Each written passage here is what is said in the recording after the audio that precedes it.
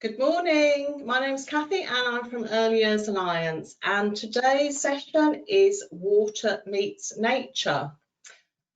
There's two aspects to this activity. There's collecting the natural materials from the outdoors, and then there's also the playing with the water, and both have considerable benefits for children's well-being and development.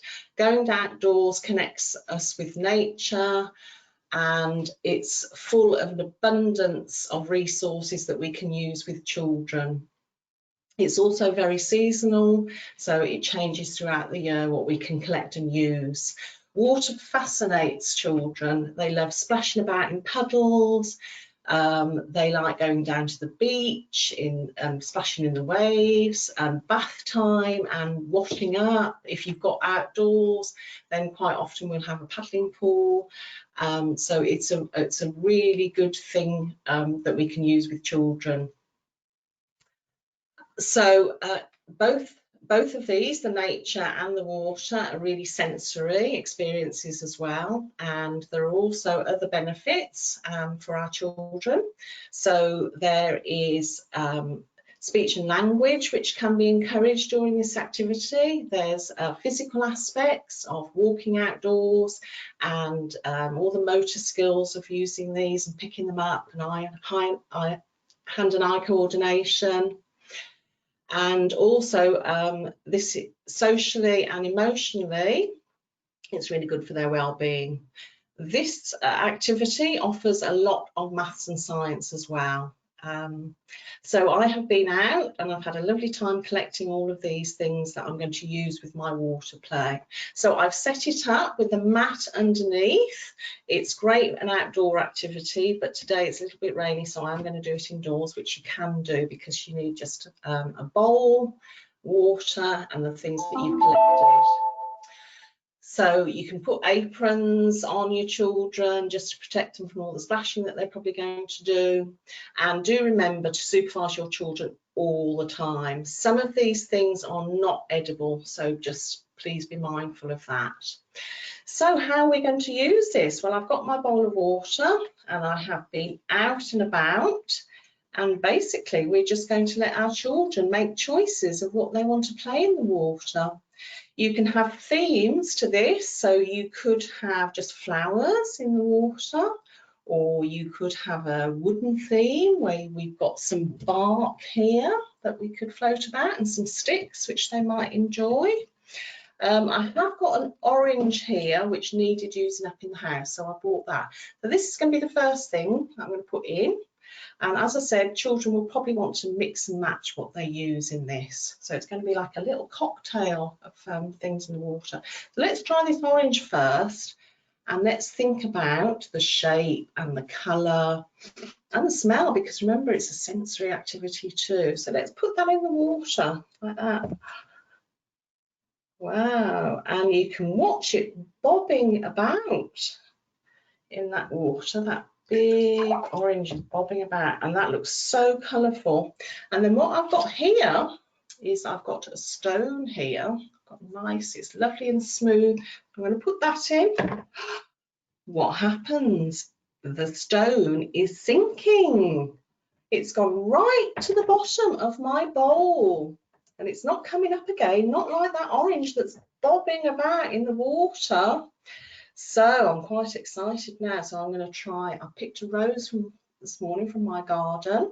I'm going to see what happens. Oh, that looks so pretty in there, but that is floating. That is floating on the top of the water there. Can you see that? So that must be really light, and the stone, I think, is really heavy. Oh, this is some lavender. That smells beautiful. That's from my garden as well. And if I put that in the water, the smell of that lavender is going to infuse within the water. And again, that's floating. That's really light and that's floating, but it's starting to look really pretty on the water. And I can see that stone underneath. I've collected a feather. I wonder what the feather's going to do. Do we think the feather is going to be sinking or floating? Let's have a look.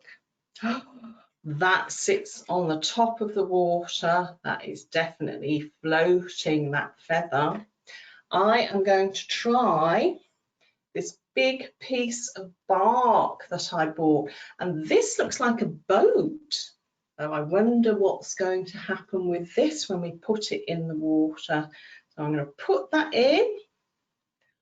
Oh, that wouldn't be a very good boat because the water's coming in on that piece of bark there. There's a little bit of water, but it's still floating. Okay. Oh, it's sinking a little bit, so we get all that. I've got another object. I've got a fir cone there. We'll see what that happens. What do we think is going to happen? Will it sink or will it float? Let's have a look. It's a nice brown colour. It's got lots of nice different textures to it. That floats beautifully. So that must be really light, isn't it? That fir cone. I know a little rhyme about water, and I can share that with you now. And it's all about the seaside, and it says, I like the ocean, I like the sea, I like the water splashing on me. Woo! Splashy, splash, splash. Woo! And then I know one about the rain as well, because of course we get all our water from the rain, don't we? So I've got a sieve here to make it look like rain.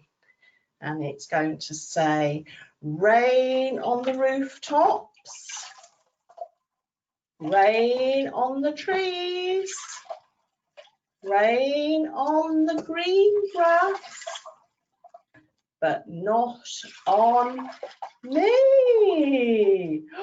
That was a little rain shower, wasn't it, that we had there?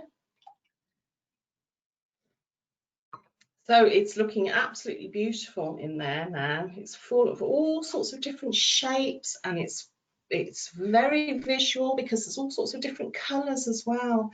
And sometimes when you put things in water, they become really shiny as well. So it's very, very visual. I'm going to add a couple more flowers there.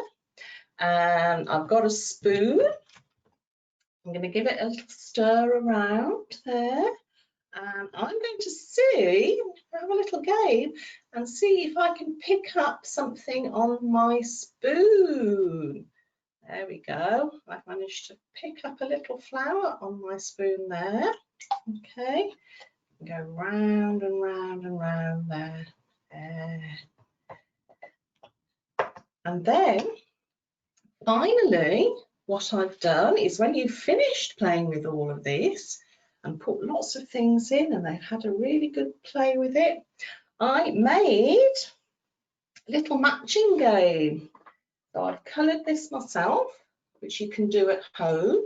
So what I've done is I've put a flower there, and I've drawn a picture of a feather and some leaves and some sticks. And what you can do with your children is that you can match up the pictures with the objects. So it's a little matching game that you can play as well. So I hope that's given you some ideas, and I hope you enjoy the activity and give it a go at home. For more information, please go to www.familycorner.co.uk, and thank you for joining my session today.